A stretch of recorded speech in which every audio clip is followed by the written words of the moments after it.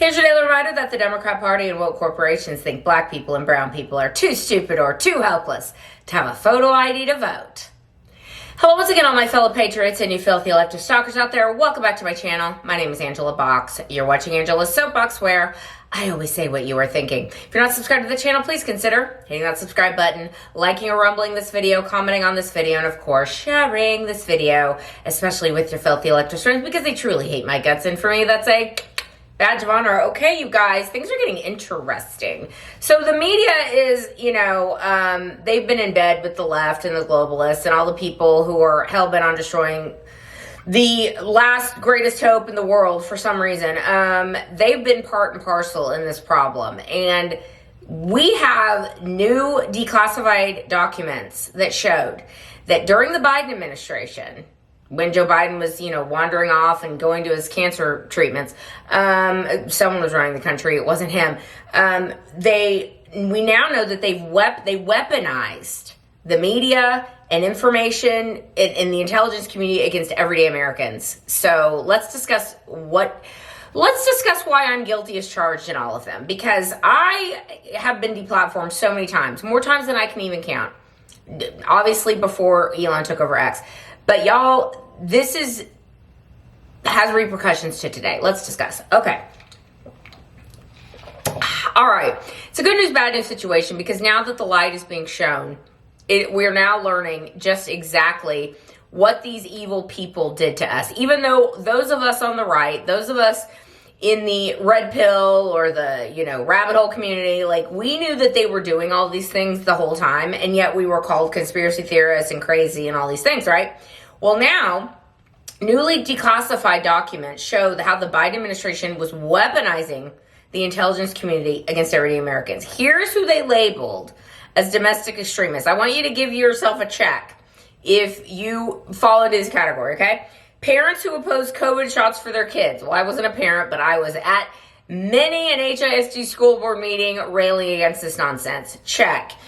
Citizens who question mask mandates. Check. I mean, y'all, I remember going to Kroger during the Rona, and everyone's in a mask and staring at me because I'm not wearing a mask. And I mean, this happened to me several times where security guards would come up to me and dangle a mask in front of me. I'm like, I'm not doing it. Stop it. You look stupid, and you can't make me. And just remember how you felt just bristling every time you walked into a place, knowing that you were going to get harassed because you wouldn't wear put a piece of paper on your face. Anyway, continue. Critics of Biden's border policies, check. Anyone who used the First Amendment to push back on this agenda, check. These documents dated 2021 laid the foundation for Biden's infamous red backdrop speech. Remember that? The dark Brandon speech, where he branded MAGA Republicans a, quote, direct threat to the fabric of our republic. So, ladies and gentlemen, you're not crazy. The Biden administration, the media, the globalists, the Bill Gates of the world, the World Economic Forums, the WHOs, they were all doing it. They were all in on it, and you're not crazy. It was happening, and it happened with the approval of the federal government, which is kind of against the law, but I digress. Now, it is interesting. Trump was at the Maha conference last week with Kennedy and Brooke Rollins and a few other cabinet members. He dropped quite a little bombshell, you guys. One of Kennedy's things for a very, very long time has been that these vaccines, these childhood scheduled vaccinations that every kid is forced to get and to go to kindergarten, are causing massive spikes in autism. And, as someone who was not an anti-vaxxer a few years ago, at all, I was like, those people are crazy. those hippies are nuts. And now I'm like, actually, you may have a point. Because now it's come to find out that autism went from 1 in every 10,000 kids to 1 in 31 kids. And Trump laid bare that actually there looks to be a causation here between the vaccines, environmental factors, and, the crap they put in our food and water. So all those things together looks like that there might be some dots starting to be connected publicly over autism rates. And y'all, if I'm giving an if we ever come to find the proof that yes, indeed, these vaccine companies knew the risks and they pushed out the product anyway, knowing full well that they cannot be sued. And I dare say that's probably going to be lifting pretty soon, don't you think?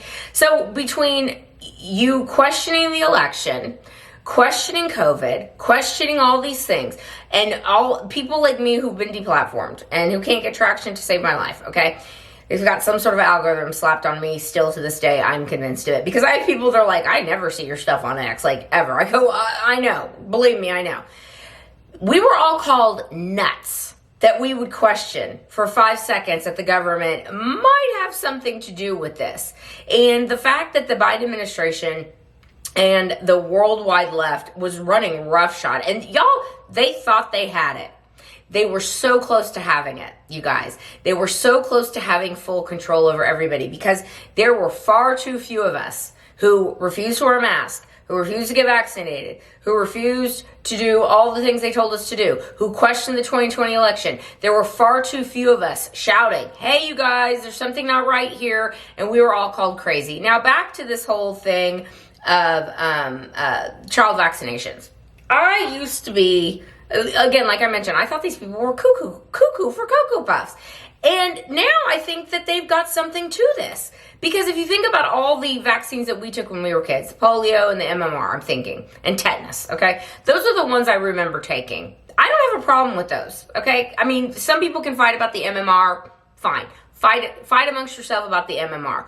But the ones we took, like, in the 70s and 80s to protect against established diseases that, you know, these vaccines have been highly proven and they're safe and all those things.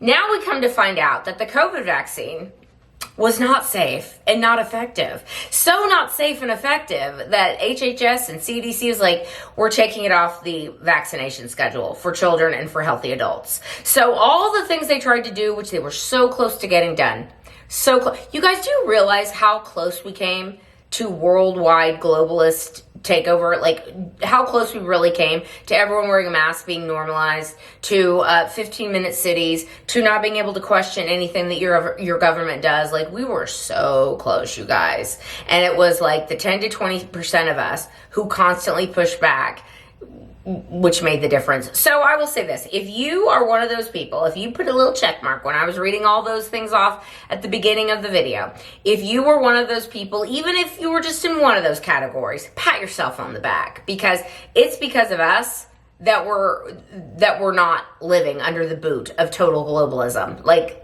it was so close, you guys.